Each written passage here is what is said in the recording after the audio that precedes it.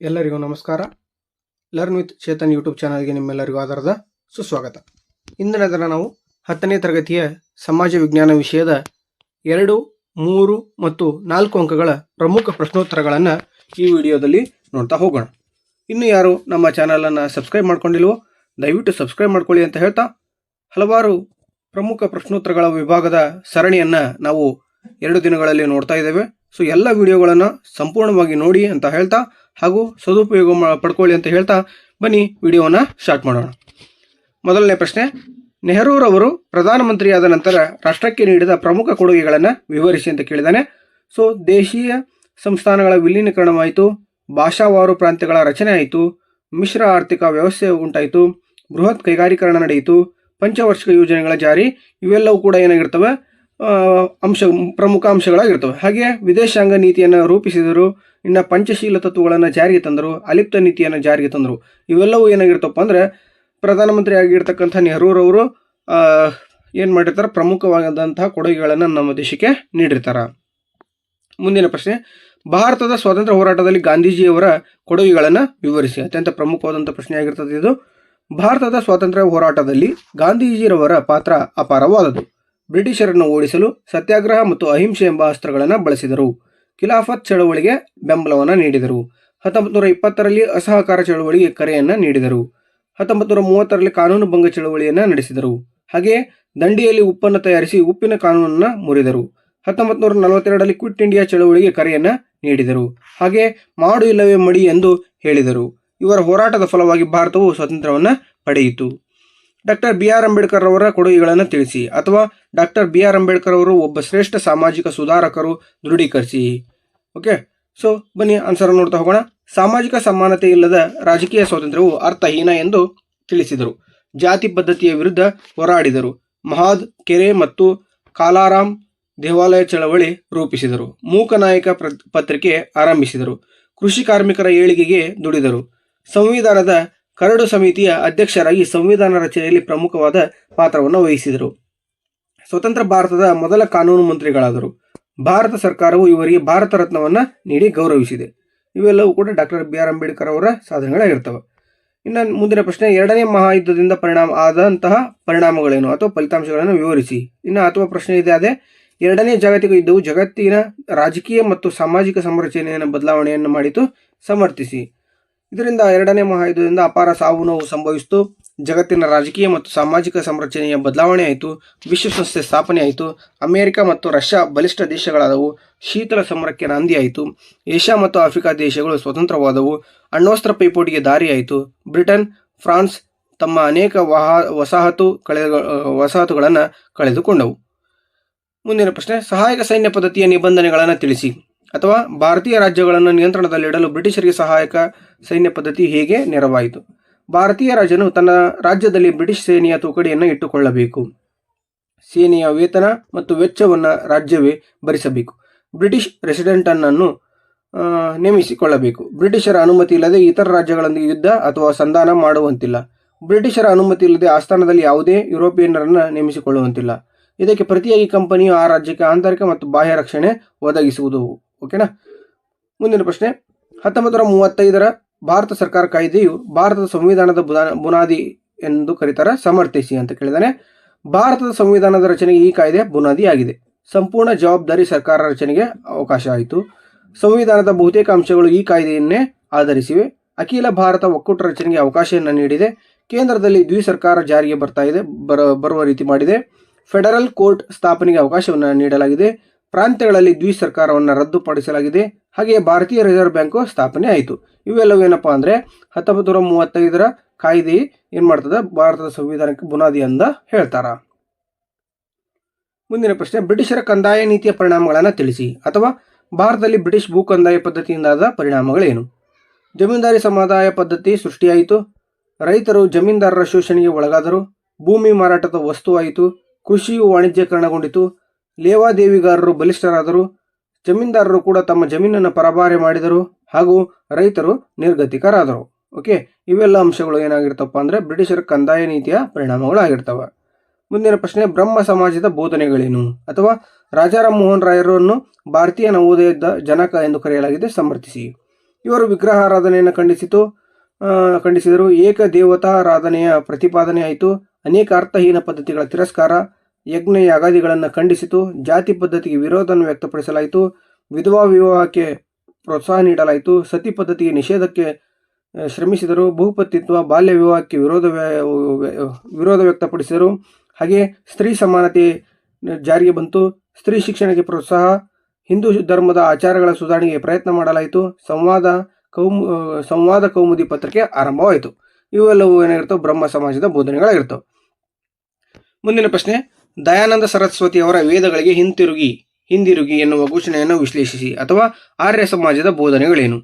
ವೇದಗಳು ಸತ್ಯ ಮತ್ತು ಜ್ಞಾನದ ಮೂಲಗಳಾಗಿರ್ತವೆ. ವೇದಗಳಿಗೆ ಹಿಂದಿರುಗಿ ಎಂದು ಕರೆಕೊಟ್ಟರು. ವಿಗ್ರಹಾರಾಧನೆ ಖಂಡಿಸಿದರು. ಅನೇಕ ಅರ್ಥಹೀನ ಪದ್ಧತಿಗಳ ತಿರಸ್ಕಾರ, ಶುದ್ಧಿ ಚಳವಳಿ ಆರಂಭವಾಯಿತು. ಸ್ವದೇಶಿ ವಸ್ತುಗಳ ಬಳಕೆಗೆ ಕರೆಯಾಯಿತು. ಜಾತಿ ಪದ್ಧತಿ, ಬಹುಪತ್ನಿತ್ವ, ಬಾಲ್ಯ ವಿವಾಹಕ್ಕೆ ವಿರೋಧ ವ್ಯಕ್ತಪಡಿಸಲಾಯಿತು. ವಿಧವಾ ವಿವಾಹಕ್ಕೆ ಪ್ರೋತ್ಸಾಹ ನೀಡಲಾಯಿತು. ಜಾತಿಯು ಯೋಗ್ಯತೆಯಿಂದ ಹೊರತು ಹುಟ್ಟಿನಿಂದಲ್ಲ ಎಂದು ತಿಳಿಸಿದರು. ಅನಿ ಬೆಸೆಂಟರ ಸುಧಾರಣಾ ಕ್ರಮಗಳೇನು ಅಥವಾ ಕೊಡುಗೆಗಳೇನು? ಭಾರತೀಯ ಸಂಸ್ಕೃತಿಯ ಬಗ್ಗೆ ಅಭಿಮಾನ ಬಿತ್ತಿದರು. ಸಮಾನತೆ ಮತ್ತು ವಿಶ್ವ ಸೋದರತೆಯ ವೃದ್ಧಿ, ಸಾಮರಸ್ಯ ಸಾಧಿಸಲು ಪ್ರಯತ್ನ, ಸ್ವಾತಂತ್ರ್ಯ ಚಳವಳಿಗೆ ಬೆಂಬಲ, ನ್ಯೂ ಇಂಡಿಯಾ ಪತ್ರಿಕೆ ಆರಂಭಿಸಿದರು. ಹೋಮ್ ರೂಲ್ ಚಳವಳಿಗೆ ಚಾಲನೆ ಒದಗಿಸಿದರು. ಇನ್ನು ಮುಂದಿನ ಪ್ರಶ್ನೆ, ಸತ್ಯಶೋಧಕ ಸಮಾಜವು ಅಥವಾ ಜ್ಯೋತಿಬಾ ಫುಲೆ ಅವರು ಪ್ರತಿಪಾದಿಸಿದ ಸುಧಾರಣೆಗಳಾವುವು? ಸತ್ಯಶೋಧಕ ಸಮಾಜವನ್ನು ಸ್ಥಾಪಿಸಿದರು. ಪಾನ ನಿಷೇಧಕ್ಕೆ ಒತ್ತಾಯ, ಸ್ತ್ರೀ ಸಮಾನತೆಗೆ ವಿರೋಧ, ಅಸ್ಪೃಶ್ಯತಾ ಆಚರಣೆಗೆ ವಿರೋಧ, ಉಚಿತ ಮತ್ತು ಕಡ್ಡಾಯ ಶಿಕ್ಷಣಕ್ಕೆ ಪ್ರೋತ್ಸಾಹ, ಹೆಣ್ಣು ಮಕ್ಕಳಿಗೆ ವಸತಿ ನಿಲಯ ಸ್ಥಾಪನೆ. ಇನ್ನು ಮುಂದಿನ ಪ್ರಶ್ನೆ, ಭಾರತದಲ್ಲಿ ಇತಿಹಾಸದಲ್ಲಿ 19ನೇ ಶತಮಾನವನ್ನು ಭಾರತೀಯದ ಪುನರುಜ್ಜೀವನದ ಕಾಲವೆಂದು ಕರೆಯಲಾಗಿದೆ, ಸಮರ್ಥಿಸಿ. ಭಾರತೀಯರಿಗೆ ಪಾಶ್ಚಾತ್ಯ ನಾಗರಿಕತೆಯ ಸಂಪರ್ಕ ಬೆಳೆಯಿತು. ಇಂಗ್ಲಿಷ್ ಶಿಕ್ಷಣದ ಸೌಲಭ್ಯ ದೊರೆಯಿತು. ಪ್ರಜಾಪ್ರಭುತ್ವ, ರಾಷ್ಟ್ರೀಯತೆ ಮುಂತಾದವು ಪರಿಚಯವಾದವು. ಭಾರತೀಯರಲ್ಲಿ ವೈಚಾರಿಕ ಮನೋಭಾವ ಬೆಳೆಯಿತು. ಭಾರತೀಯ ಸಮಾಜದ ವಿಶ್ಲೇಷಣೆಯ ಆಸಕ್ತಿ ಬೆಳೆಯಿತು. ಅನೇಕ ಸಮಾಜ ಸುಧಾರಕರು ಸುಧಾರಣಾ ಚಳವಳಿಯನ್ನು ರೂಪಿಸಿದರು. ಇನ್ನು ಸಮಾಜಗಳು, ಚಳವಳಿಗಳು ಮತ್ತು ಸ್ಥಾಪಕರು ಯಾರ್ಯಾರು ಅಂತ ನೋಡ್ತಾಗೋಣ. ಬ್ರಹ್ಮ ಸಮಾಜವನ್ನು ರಾಜಾರಾಮ್ ಮೋಹನ್ ರಾಯ್ ಅವರು ಸ್ಥಾಪಿಸ್ತಾರೆ. ಆರ್ಯ ಸಮಾಜವನ್ನು ದಯಾನಂದ ಸರಸ್ವತಿ ಅವರು, ಪ್ರಾರ್ಥನಾ ಸಮಾಜವನ್ನು ಆತ್ಮಾರಾಮ್ ಪಾಂಡುರಂಗ್ ಅವರು ಸ್ಥಾಪನೆ ಮಾಡಿದರೆ, ಸತ್ಯಶೋಧಕ ಸಮಾಜವನ್ನು ಜ್ಯೋತಿಬಾ ಫುಲೆ ಅವರು ಸ್ಥಾಪನೆ ಮಾಡ್ತಾರೆ. ಹಾಗೆ ಅಲಿಗರ್ ಸುಧಾರಣಾ ಚಳವಳಿಯನ್ನು ಸರ್ ಸೈಯದ್ ಅಹಮದ್ ಖಾನ್ ಅವರು ಸ್ಥಾಪಿಸ್ತಾರೆ. ಹಾಗೆ ರಾಮಕೃಷ್ಣ ಮಿಷನ್ ಅನ್ನು ಸ್ವಾಮಿ ವಿವೇಕಾನಂದರು, ಥಿಯೋಸಾಫಿಕಲ್ ಸೊಸೈಟಿನ ಬ್ಲಾವರ್ಸ್ಕಿ ಮತ್ತು HS ಆಲ್ಕಾಟ್ ಅವರು ಸ್ಥಾಪಿಸ್ತಾರೆ. ಯುವ ಬಂಗಾಳಿ ಚಳವಳಿಯನ್ನು ಹೆನ್ರಿ ವಿವಿಯನ್ ಡೆರೇಜಿಯೋ ಅವರು ಸ್ಥಾಪಿಸ್ತಾರೆ.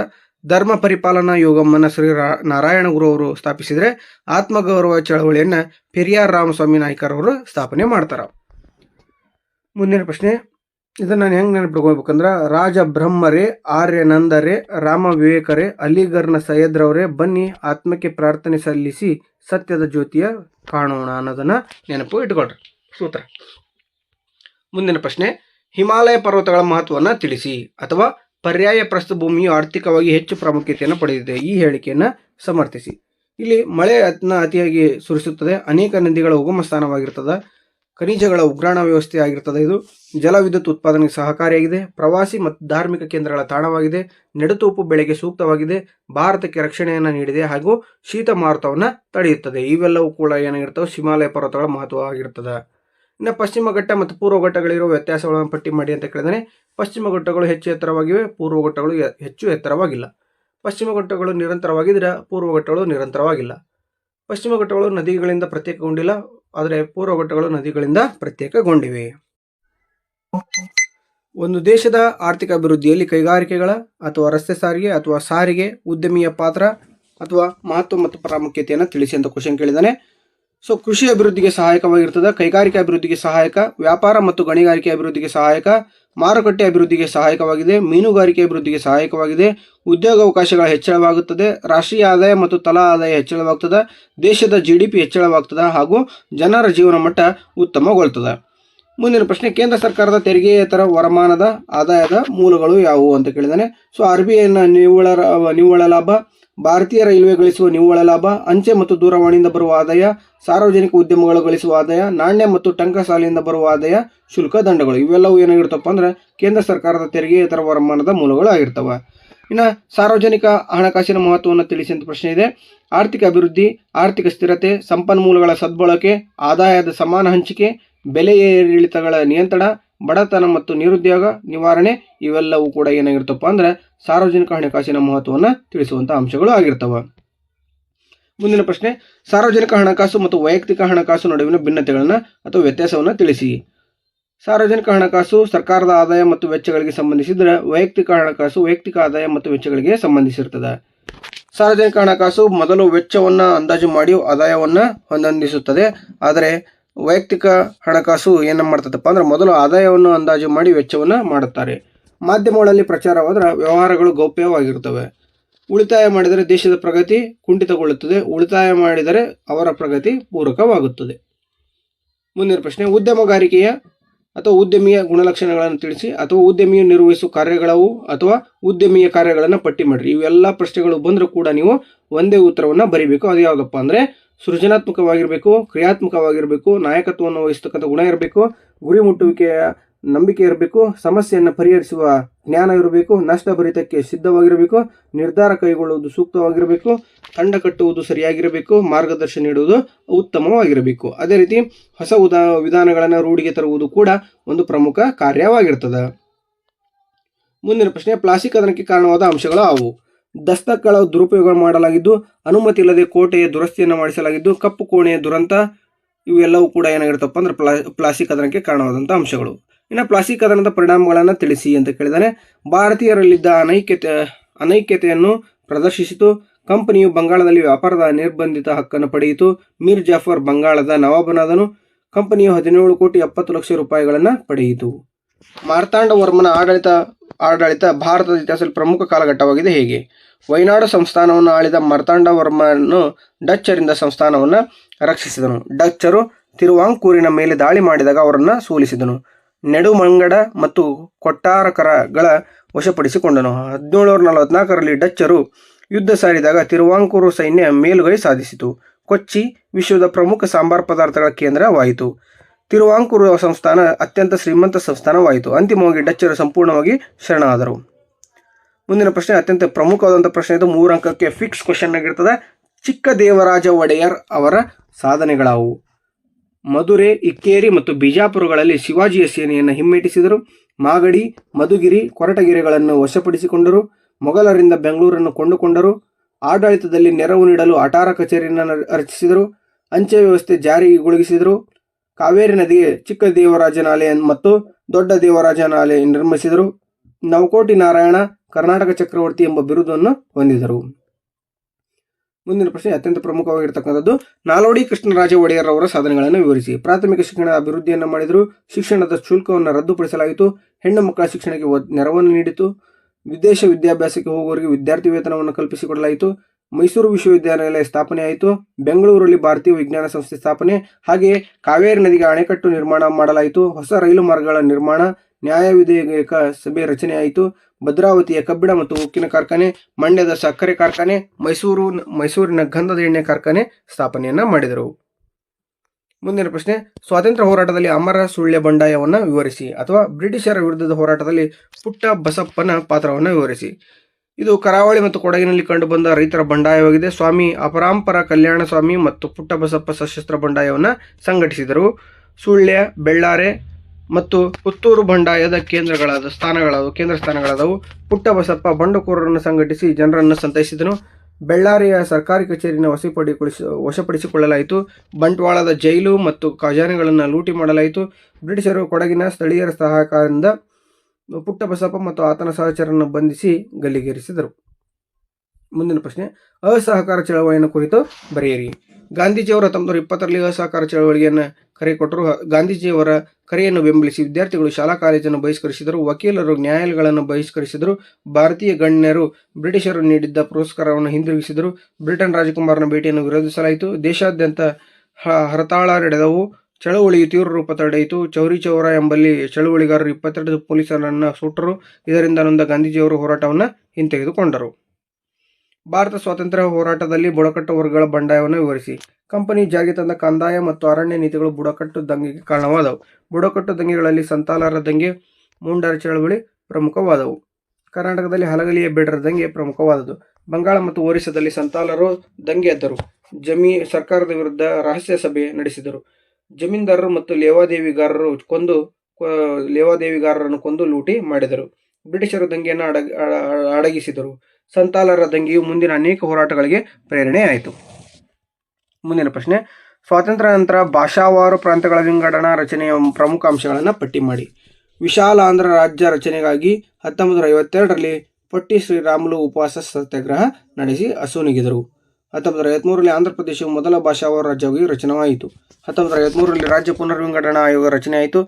ರಾಜ್ಯ ಪುನರ್ವಿಂಗಡಣಾ ಆಯೋಗದ ಸದಸ್ಯರು ಫಜಲ್ ಅಲಿ, ಕೆ.ಎಂ. ಪಣಿಕ್ಕರ್ ಮತ್ತು ಎಚ್.ಎನ್. ಕುಂಜರು ಅವರು.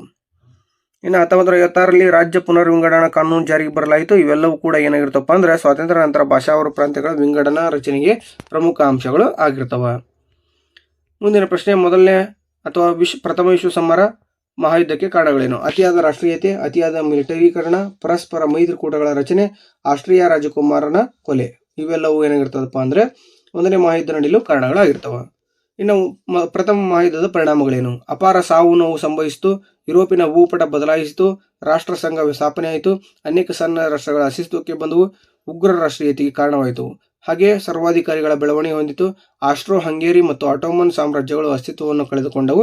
ಈ ಎಲ್ಲವೂ ಏನಾಗಿರ್ತವೆ? ಪ್ರಥಮ ಸ್ವಾತಂತ್ರ್ಯ ಸಂಗ್ರಾಮ, ಪ್ರಥಮ ಮಹಾಯುದ್ಧದ ಪರಿಣಾಮಗಳು ಆಗಿರ್ತವೆ. ಓಕೆನಾ?